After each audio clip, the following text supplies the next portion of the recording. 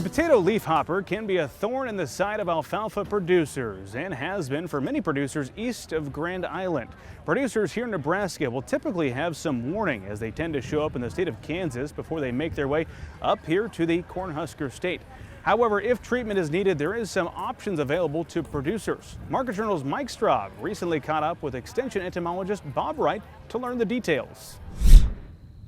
Sometime in early to mid-June, there's a pest migrating from east to west to find its way into eastern Nebraska. The potato leafhopper feeds on mainly alfalfa, but can also cause problems in potatoes and dry beans. Okay, the potato leafhopper is a periodic pest mostly in eastern Nebraska.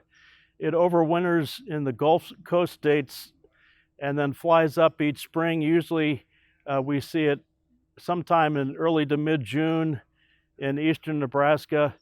It's mostly a problem, or historically it's a problem east of Grand Island most years. Depends on which way the wind blows in the spring. It can feed on quite a few different crops, not just alfalfa, but if it gets out west, it can attack potatoes and dry beans, but usually it's not a problem out west.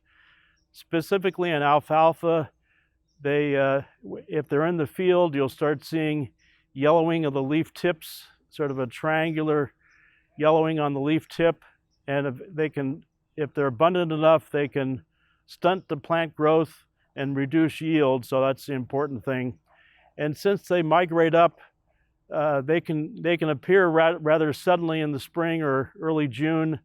So you need to be monitoring for what's going on in the field. When you first start seeing injury, check to see if there's potato leafhoppers present.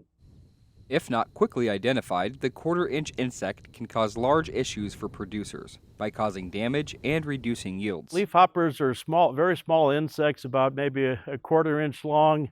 They have piercing, sucking mouth parts, and so they insert their mouth parts into the either alfalfa stem or leaf and cause damage that way. And then they insert saliva that helps digest plant material they suck up. So they cause physical damage to the plant. And if they're abundant enough, they can stunt the plant and reduce yield. Because of the small nature of the leafhopper, sweep nets are recommended when scouting for them. To know if you have a leafhopper problem, a threshold for treatment has been established as 1 nymph per 10 leaves. Sample 35 leaves 3 to 5 times in the field. As I said, typically they start showing up in June. We need to use a sweep net really to sample for them, but we have guidelines in terms of the number of potato leafhoppers per sweep. And depends on the height of the alfalfa. Taller alfalfa can withstand more leafhoppers than newly established alfalfa or short alfalfa. So if you have a sweep net and can identify how many leafhoppers you have per sweep and the height of the alfalfa, we have different treatment thresholds. And also the value of the alfalfa is another factor. And then there's a variety of foliar insecticides that can be used to spray if we have high enough populations. So the other thing, want to be watching typically in June, mid to late June. If they're around, we might start seeing some early damage. You want to catch them before they do a lot of damage because they can reduce the growth of the plant. And sometimes people don't catch them until they pretty severe damage. So you want to look for the early signs.